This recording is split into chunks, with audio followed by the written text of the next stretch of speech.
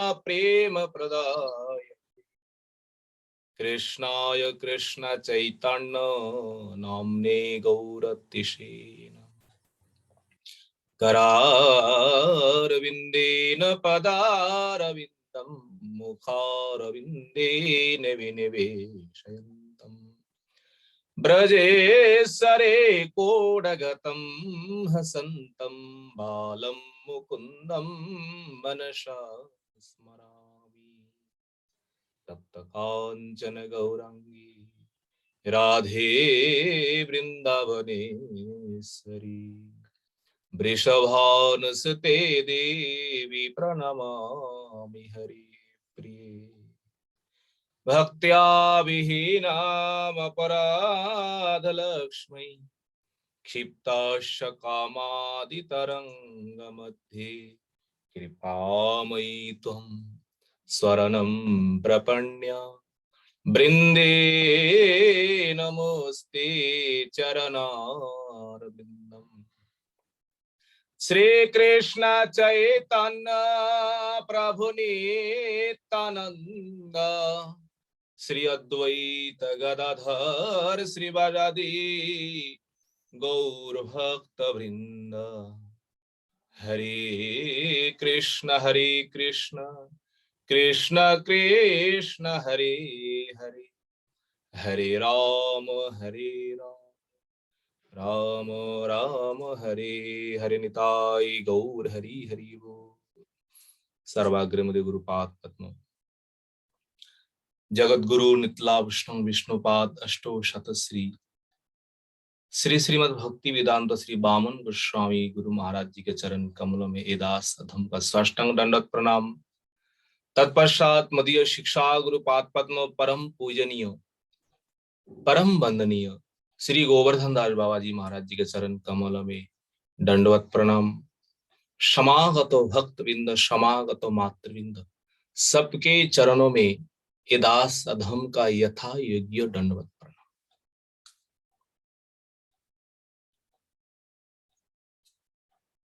श्रीमद् भागवतम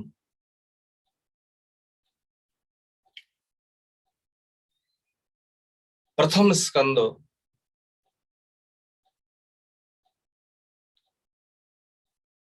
अध्याय है चतुर्थ अध्याय।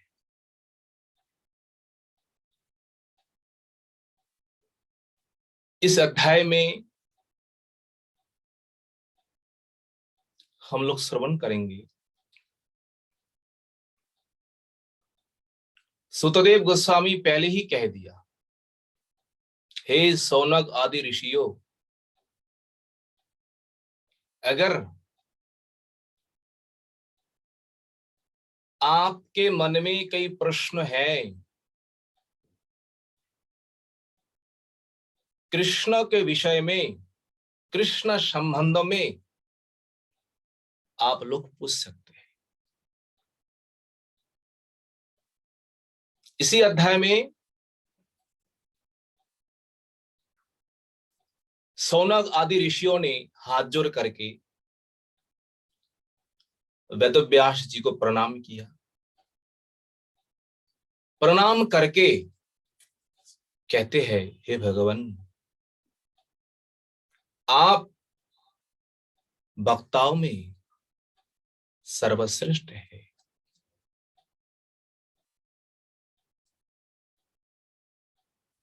अब हमें वही कथा सुनाइए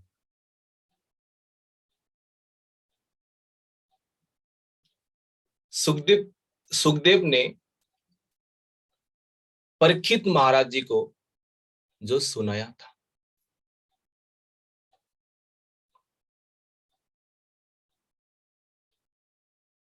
वो कथा जो है, कस्मिन् युगे प्रवृत्तेयं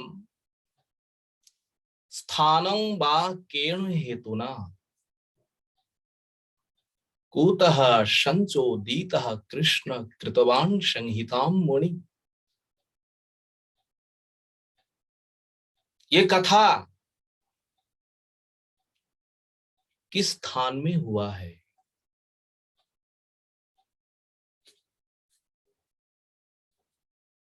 कस्मिन युगे, किस युग में, उस समय क्या था, युग क्या था, और हेतु, किस हेतु के लिए, कारण क्या था। सुखदेव गोस्वामी परीक्षित महाराज जी को जो कथा सुनाया, सुनाने का कारण क्या है, हेतु क्या है।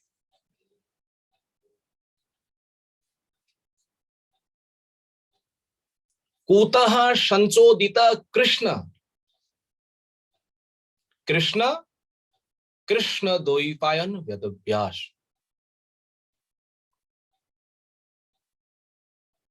किससे प्रेरित होकर के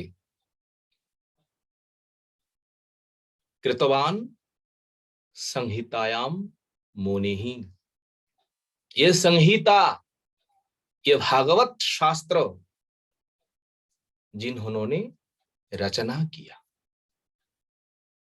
किससे प्रेरित होकर, किसने प्रेरणा दिए, वेदव्यास जी को। आप विस्तार पूर्वक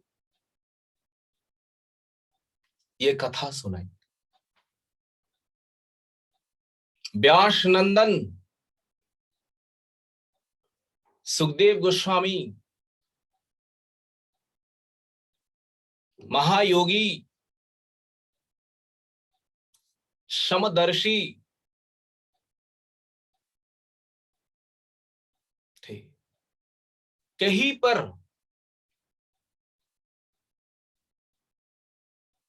उनका आसक्ति, उनका भेदभाव नहीं था।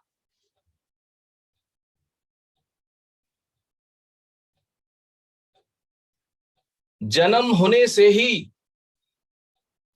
सुखदेव गोस्वामी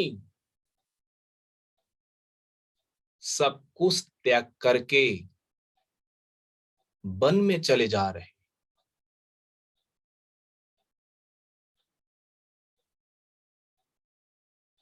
मार्ग में कुछ घटना हुआ है। वो घटना क्या है? सुखदेव गोस्वामी केवल जन्म ही हुए बन जा रहे हैं। मार्गों में एक सरोवर मिला, सरोवर था, सरोवर। उन सरोवरों में अप्सराएं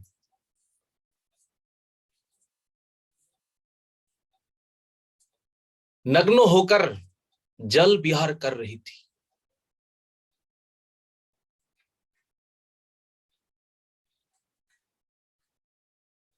पर सुखदेव गोस्वामी को दर्शन करके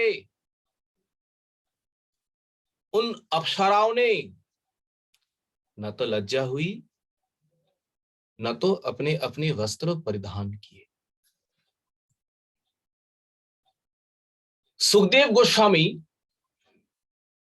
देख रहे हैं क्या रूप है, क्या सौंदर्य है। देखने में तो यही मालूम पड़ रहा है ये कोई महापुरुष है। सुखदेव गोस्वामी के दर्शन में देखो क्या दर्शन कर रहे हैं। अरे ये तो हो सकते हैं हमसे भी बड़े बड़े तपस्वी है, ऋषि है, मुनि है।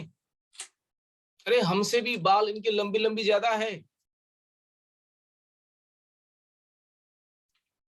उनके भीतर में कोई भेदभाव नहीं है। स्त्री कौन है, पुरुष कौन है, कोई भेदभाव नहीं। दर्शन करके आगे चले गए। पीछे हे पुत्रो कह करके वेदव्यास जी आए। और जैसे ही वही सरोवर में आए और वेदव्यास को देखते ही उन अप्सराओं ने अत्यंत लज्जित हुई और तुरंत जल से उठ करके अपने अपने वस्त्र परिधान किया।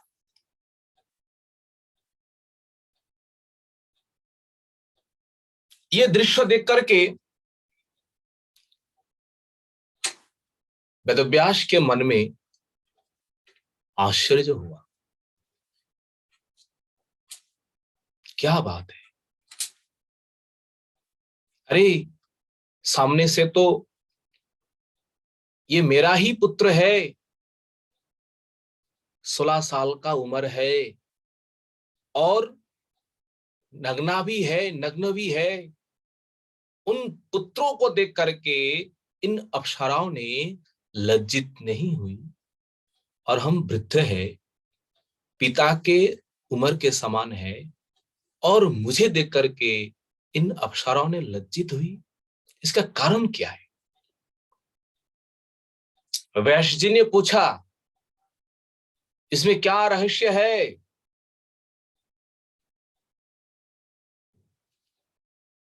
उन अप्सराओं ने बोली, देखिए पिताश्री, आप पिता के समान हैं, आपको प्रणाम है। स्त्री पुंभिदा न तु सुतस्य विविक्त दृष्टे। स्त्री पुंभिदा, स्त्री कौन होती है, पुम पुरुष कौन होता है, भेदा, ये जो भेद जो है, आपके पुत्र के पवित्र दृष्टि में ये भेदभाव नहीं है। वो जानते ही नहीं है संसार में स्त्री भी होती है, पुरुष भी होता है। समभावापन, समदृष्टि। पर क्या कहे, आप तो ये जानते हैं ना, संसार में पुरुष और स्त्री, इसीलिए आपको देख करके हम सबको लज्जा हुई। ये सुनते ही वेदव्यास जी मौन हो गए। मौन होकर के फिर आगे चले गए। ऐसे समदर्शी महान ज्ञानी सुखदेव गोस्वामी के साथ परीक्षित का संवाद कैसे हुआ?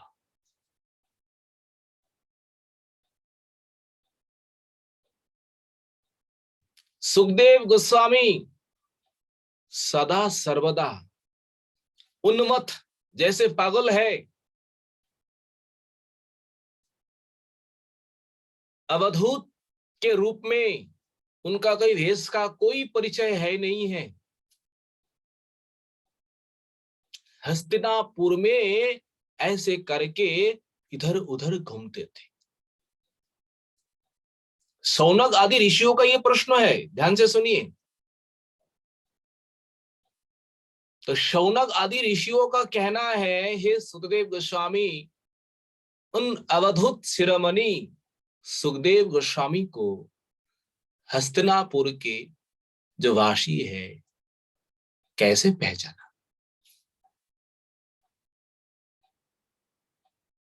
वो तो पागल जैसा ऐसा ही घूमते थे।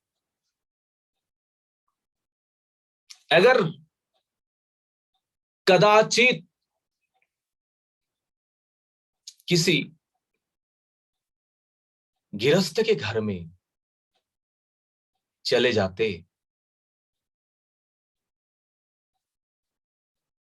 बस ज्यादा समय नहीं, कितने समय, स्वगोदहन मात्रम ही गृहेषु गृह मेधिनम। अवेक्षते महाभागस तीर्थी कुर्वन् तदाश्रमम्।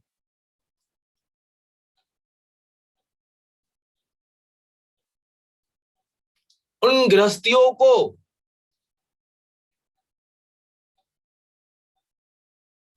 कल्याण के लिए केवल गोदहन काल मात्र ही ठहरते थे, उससे अधिक नहीं है। अवेक्षते महाभागस तीर्थी कुर्वन् तदाश्रमम्। शौनक आदि ऋषियों का देखो कैसे कह रहे हैं, महाभाग, ये महाभागवत जो है परमहंस अवधूत, ऐसे महात्मा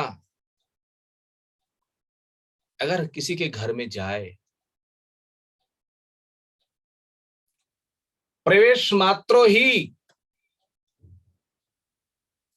तीर्थी कुर्वन् तदाश्रमम्, तदा उनका जो आश्रम जो है तीर्थी कुर्वन्, तीर्थी परम पवित्र, परम तीर्थ के रूप में परिणत हो जाते।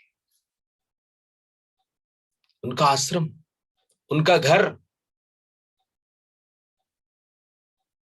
वैष्णवों के आगमन से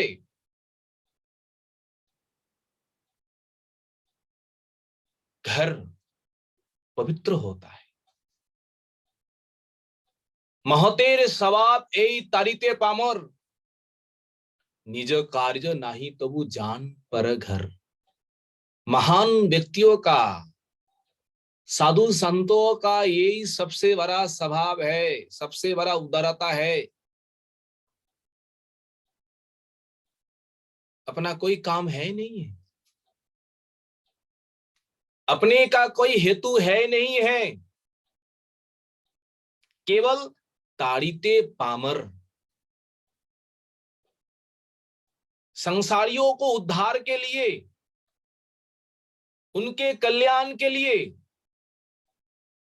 घर घर में, गांव गांव में, शहरों शहरों में जाकर के विचरण करते हैं। दर्शने पवित्र करो यही तुम्हार गुण, दर्शन मात्र से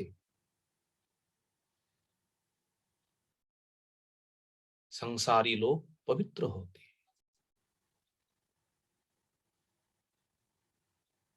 गंगार स्पर्श है पश्चाते पावन।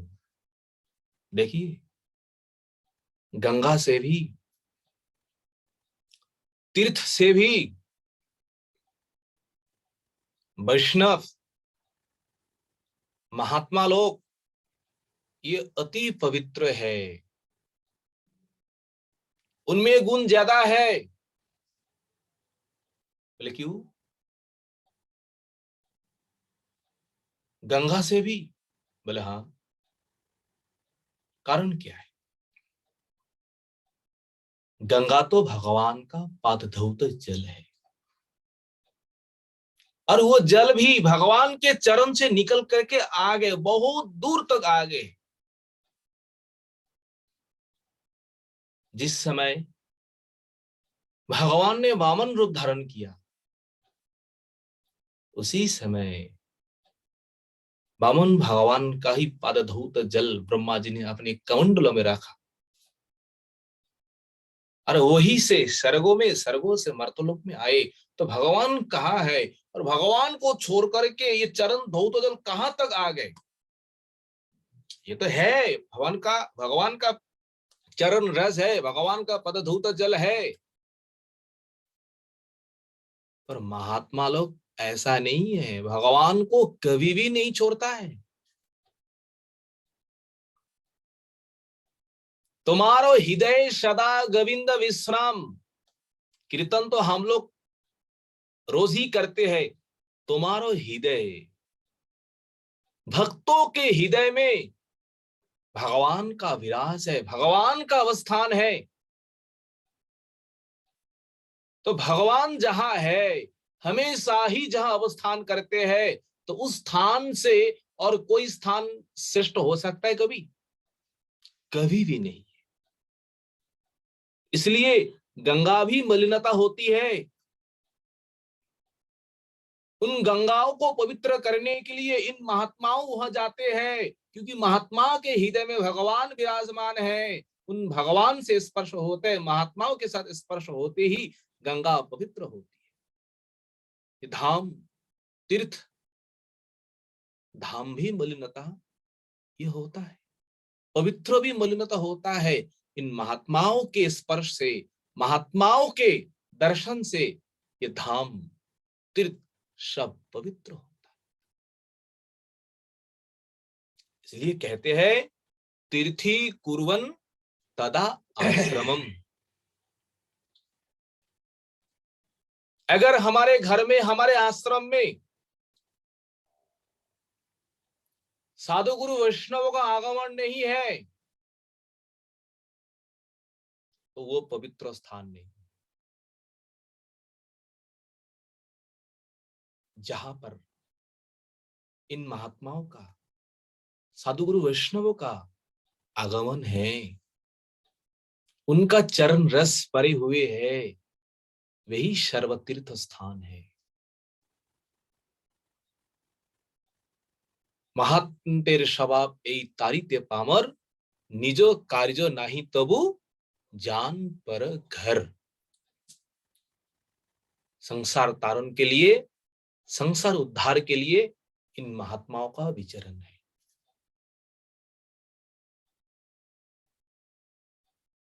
शौनक आदि ऋषियों कहते हैं, हे सुतदेव गोस्वामी,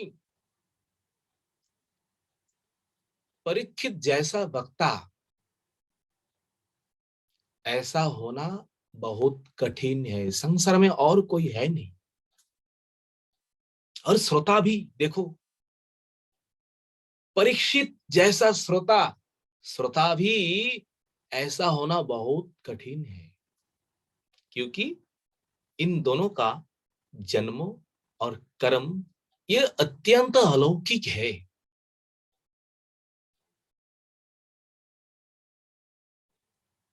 ब्रह्मरात, विष्णुरात, परीक्षित जैसा महाज्ञानी और नहीं, सुखदेव जैसे महाज्ञानी और परीक्षित जैसे भगवान के महान भक्त, ऐसा कहां है? आप कृपा करके इसी प्रसंग में आप सुनाइए। प्रश्न और भी है। देखिए, सुखदेव, शौनक आदि ऋषियों ने सुखदेव गोस्वामी से एक साथ कितने प्रश्न करते हैं। परीक्षित महाराज अपने राज्य, पुत्र, परिवार, धन संपत्ति सब कुछ छोड़ करके क्यों चले गए? कारण क्या है? हम लोग जानते हैं, अगर कहीं संसार त्यागे तो वन में चले जाता है, तो वन में न गए नहीं है। परीक्षित महाराज तो संसार छोड़ करके सीधे गंगा की तट में गए, और गंगा के तट पर जाकर के परीक्षित महाराज अन्नो यल सब कुछ परित्याग किया। ये क्या कारण, क्या है इसमें, क्या विशेषता है? और अंतों में वही अपना शरीर को उन्होंने त्याग दिया है। ये जो सारे रहस्य जो है, आप कृपा करके वर्णन करिए, कीर्तन करिए। क्यों जी इतने सारे प्रश्न? शौनक आदि ऋषि कहते हैं, कारण आप समस्त शास्त्रों के पूर्ण ज्ञाता है, आप सब कुछ जानते हैं, इसलिए आपसे हम लोगों ने ऐसे प्रश्न किए।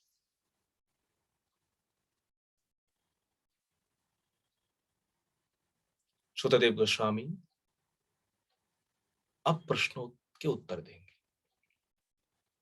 द्वापरे समनुप्राप्ते तृतीये युग परजये यातः पराशराद् योगी वैसव्यम कलया हरे।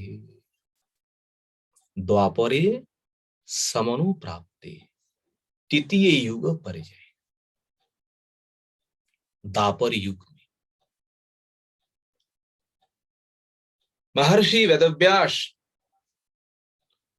पराशरात योगी पराशरत यात योगी महर्षि पराशर जो है पराशर से जातो हुए उत्पन्न हुए दापर युग में व्यासदेव का जन्म महाभारत में विस्तार पूर्वक है।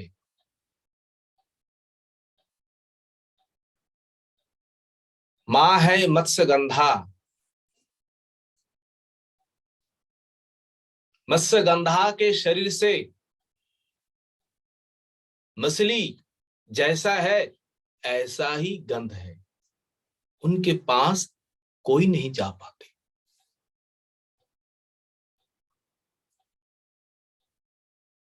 पिता ने देखा इसका उपाय क्या है। ये जन्मगतो स्वभाव जो है ना ये अपने आप नहीं छूटता है। सबके भीतर कोई ना कोई जन्मगतो स्वभाव है ही है। अगर इन जन्मगतो स्वभावों को दूर करना है अपने चेष्टा के द्वारा नहीं, किसी महान पुरुषों का गुरु वैष्णवों का अहेतु की कृपा हो जाए जन्मगतो स्वभाव भी दूर हो जाएंगे। मत्स्यगंधा के पिता के भीतर वो ज्ञान था। कैसा भी हो महात्माओं को कृपा होना चाहिए। कैसे कृपा हो जाए, कैसे कृपा प्राप्त करे। मत्स्यगंधा के पिता ने मत्स्यगंधा को एक सेवा का भार दे दिया। तुम आज से यही सेवा करो। कौन सा सेवा? ये नदी जो है ना, कोई महात्मा लोग आए, कोई ऋषि लोग आए तो उन महात्माओं को ऋषियों को इस पार से उस पार ले जाना है। नाव है, नाव से आपको ये सेवा करना है। व्यवस्था पिताश्री ने करा दिया।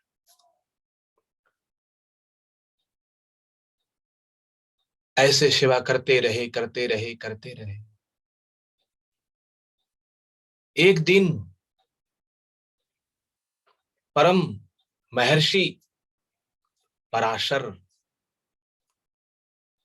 उसी घाट पर आए। नदी पार होना है तो पार होने के लिए उसी नौका में चढ़ गए। और जब नदी के बीच में गए तब पराशर अपने दिव्य दृष्टि के द्वारा, नेत्र के द्वारा उन्होंने जान गए ये सती साध्वी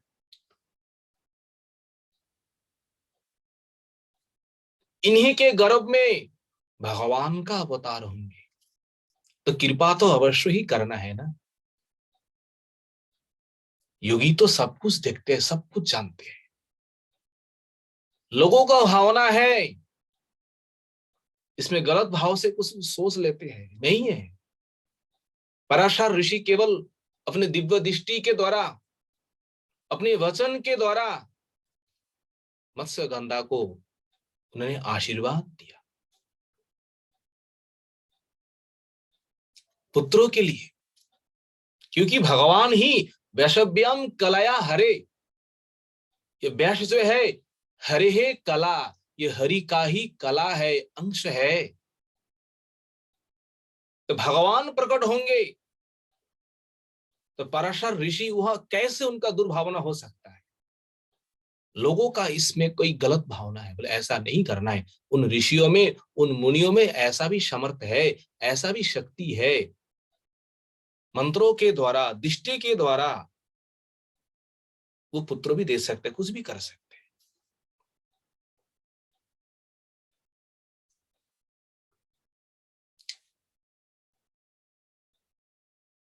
मंत्रों के द्वारा ही वही पर मत्स्यगंधा के गर्भ से पुत्र प्रकट हुए, जन्म हुए, और जन्म होते ही पिताजी के साथ तपस्या के लिए वन चले गए। और जाते जाते ये कह दिया, माता श्री आप जब बुलवाएंगे, किसी भी समय हो, हम आपके सेवा के लिए हम उपस्थित हो जाएंगे। पराशर ऋषि के कृपा से, और शरीर में कई मत्स्य मछली का गंध नहीं है, तो मत्स्य गंधा के शरीर में तो पद्मों कमल फूलों का जैसा गंध है, ऐसा सुगंध आ गया।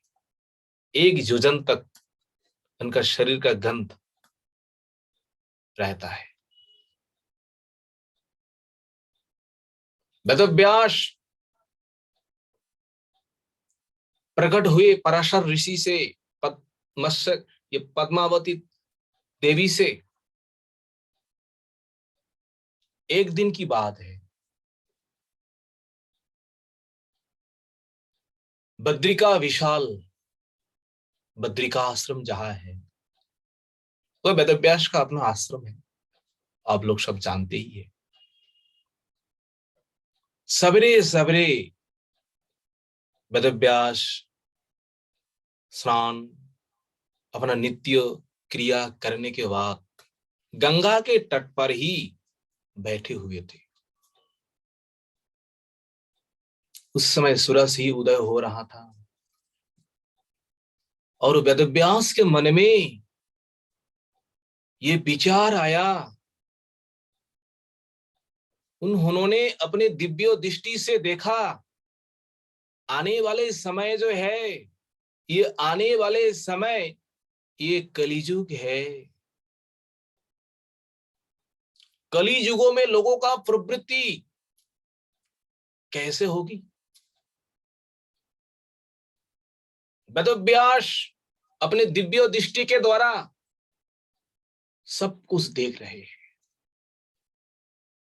कली युगों में जो मनुष्य है, ये सबसे पहले अल्प आयु, ज्यादा आयु वाला नहीं है, और इन अल्प आयु में भी कैसे कैसे बीमार है, कैसे कैसे शोक है, कैसे कैसे दुख है, कैसे भगवान का भजन करेंगे? अल्पायु। अगर आयु ठीक है, निरोग है, मंद बुद्धि वाला है, बुद्धि सही नहीं है, गलत काम में ही लगे हुए हैं, कली युग में विशेष करके बुद्धि भी ठीक है, अश्रद्धालु है, किसी को श्रद्धा नहीं करते, ना तो वैष्णवों को, ना तो महात्माओं को, कहीं पर भी उनका श्रद्धा है। अश्रद्धालु, अगर मन में अश्रद्धा है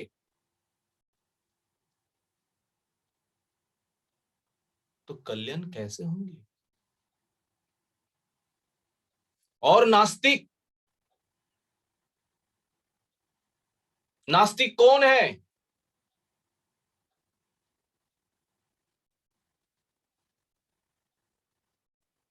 नास्तिक जो भगवान को नहीं मानते,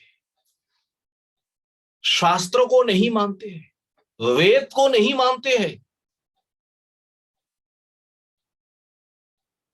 चैतन्य चरितामृत में है, वेद ना मानिया बौद्धो हईलो नास्तिक। बौद्ध मत जो है, बौद्ध मत जो है, वेद को नहीं मानते हैं, भगवान को नहीं मानते हैं, निराकारवादी है, भगवान का आकार है ही नहीं है।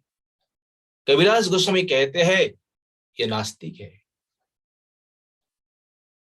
पर मायावादियों को तो नास्तिक नहीं कहा है ना, वो वेद मानता है। भगवान का यद्यपि वो स्वरूप नहीं मानते हैं, पर वेद को मानते हैं। और बौद्ध संप्रदाय जो है, ना तो भगवान को मानते हैं, ना तो वेद को मानते हैं, कुछ भी नहीं। इसलिए नास्तिक है। कली युग में ऐसा ही लोग सबसे ज्यादा है, नास्तिक, अश्रद्धालु, मंद बुद्धि वाला। ये केवल भगवत भजन के लिए भगवान के बारे में ऐसे करेंगे, सब में विश्वास है। अनित्य संसार जो है, अनित्य शरीर जो है, अनित्य जो बंधु बांधव है, उनको तो नित्य मानते हैं। जो असत्य है उनको सत्य मानते हैं। जो परम सत्य है, जो नित्य शाश्वत वस्तु है, उन वस्तु के ऊपर हमारे ये नास्तिकता, उन वस्तु के ऊपर हमारे दुर्बुद्धि, ये कली युगों का ये विशेषण है। कली युग में ऐसे प्राय ही लोग होंगे, तो इन लोगों का मंगल कैसे होंगे जी। वेद व्यास अपने मन में विचार कर रहे हैं, कली युगों के लिए मंगल कैसे होना है, किस प्रकार इनका कल्याण होंगे, उद्धार होंगे। अनेक विचार किया, विचार करके वेद व्यास ने ये सिद्धांत किया, मन को शुद्धि करने के लिए, चित्त को शुद्धि करने के लिए एकमात्र वैदिक कर्म ही है। वैदिक कर्म को ही आश्रय करके मन बुद्धि शुद्धि होगी। इसीलिए 4 वर्ण, 4 आश्रम, इन सबके कल्याण के लिए वेदव्यास जी ने एक वेद को उन्होंने 4 भाग में विभाग किया। पहले एक ही वेद था, और एक वेद को उन्होंने क्या किया है, 4 भाग में विभाग किया।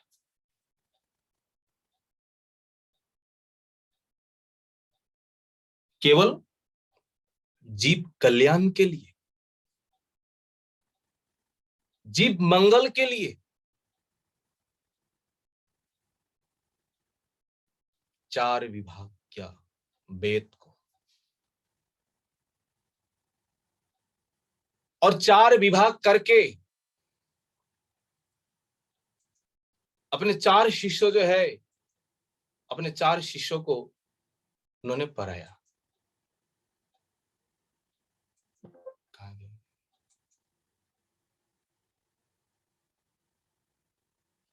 हरे कृष्ण।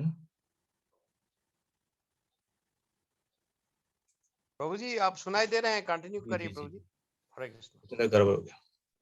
नहीं ठीक है। एक वेद को 4 भाग किया। 4 भाग करने के बाद अपने 4 शिष्यों को पढ़ाया।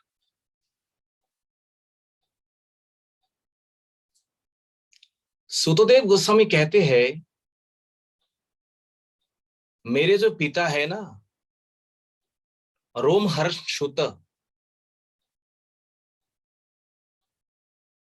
वेदव्यास जी के कृपा से इतिहास पुराण, इन इतिहास पुराणों में पूर्ण ज्ञान प्राप्त किए।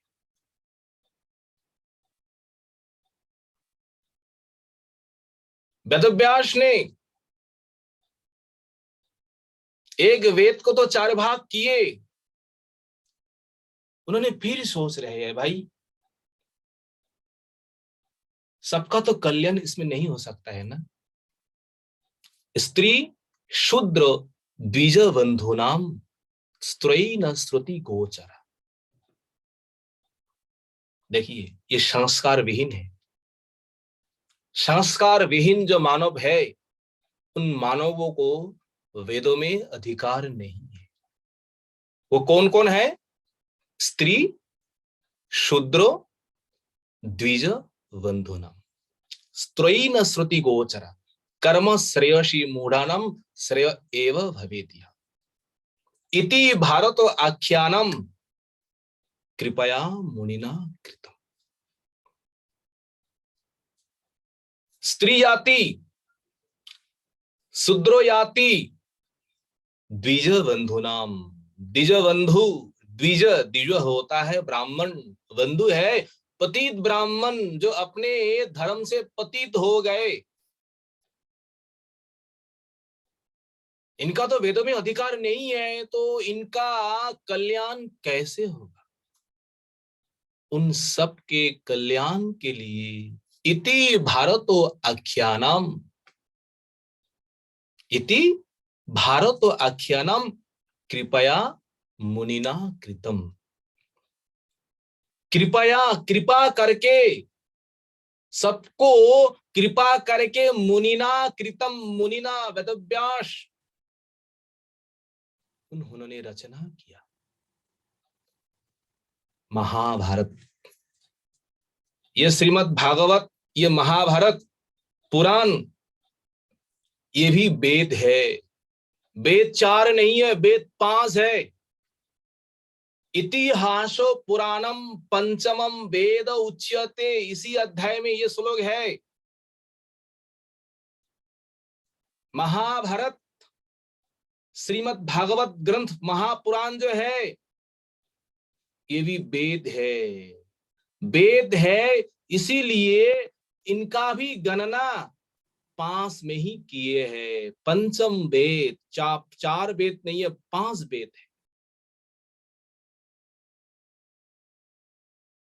सबके कल्याण के लिए, सबके मंगल के लिए दिन रात वेदव्यास लगे हुए हैं। संसार का कल्याण कैसे हो जाए, संसार का मंगल कैसे हो जाए। सबका कल्याण करते करते अवशेष अपना ही मन, अपना ही आत्मा संतोष नहीं है।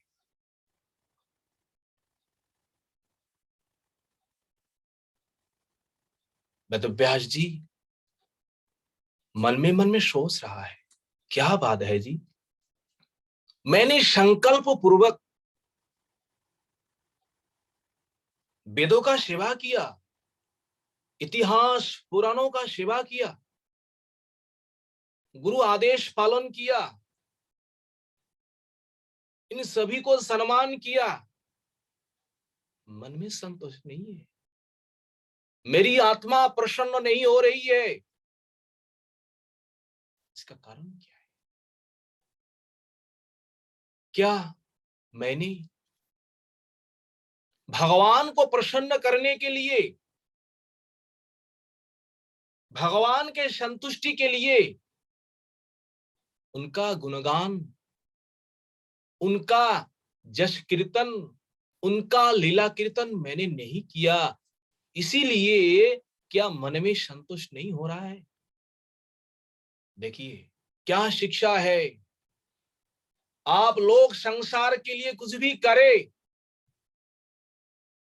पूरे जीवन को हजार हजार जन्म आप दे, संसार के कल्याण के लिए, सबके भलाई के लिए, अगर भगवान का भजन नहीं करेंगे, भगवान का गुणगान कीर्तन नहीं करेंगे, श्रवण नहीं करेंगे,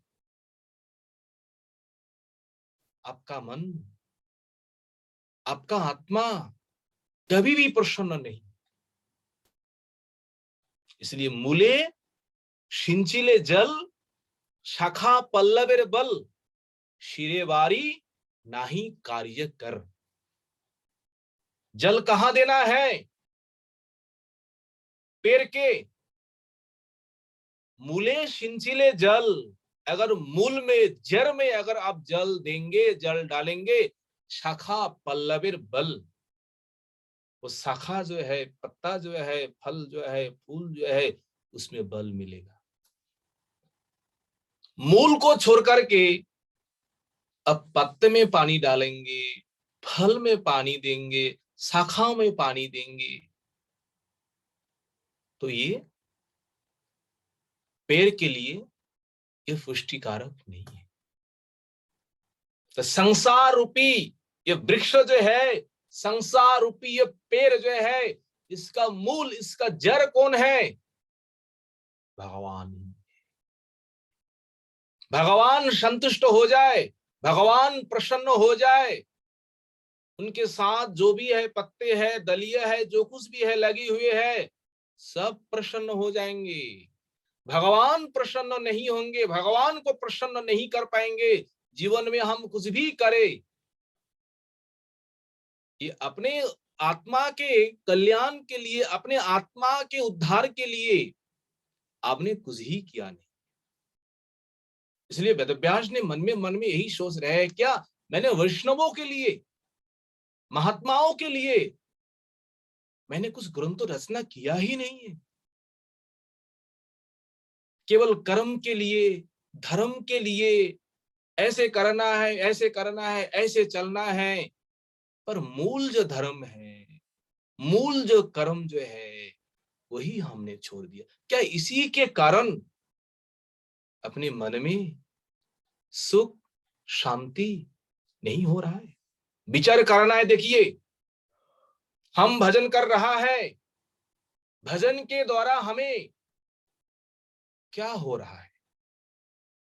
किसी को पूछने का जरूरत नहीं है, अपने हृदय में हाथ डालिए, अपने आप को मालूम पड़ जाएंगे हमारा भजन कहाँ है, हम कहाँ तक गए।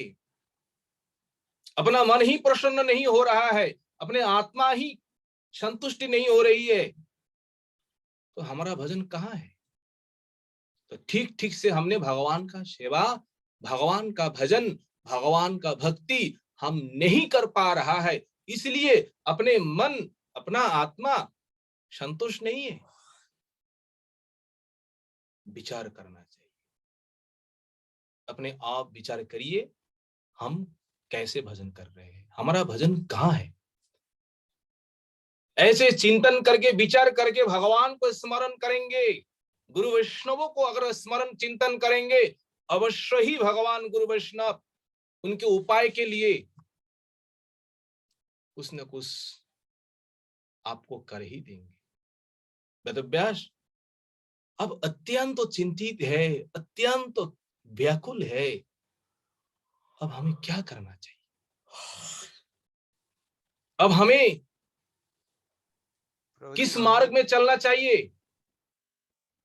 हरे कृष्णा प्रभु जी, अब 2-3 मिनट में कंक्लूड करेंगे प्रभु जी। हरे कृष्ण।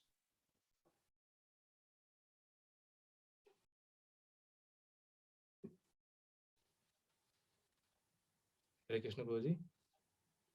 हाँ जी प्रभु जी, मैं बोला कि और 2-3 मिनट में ना आज कंक्लूड कर देंगे कथा अच्छा को। अच्छा, ठीक ठीक। ठीक है प्रभु जी।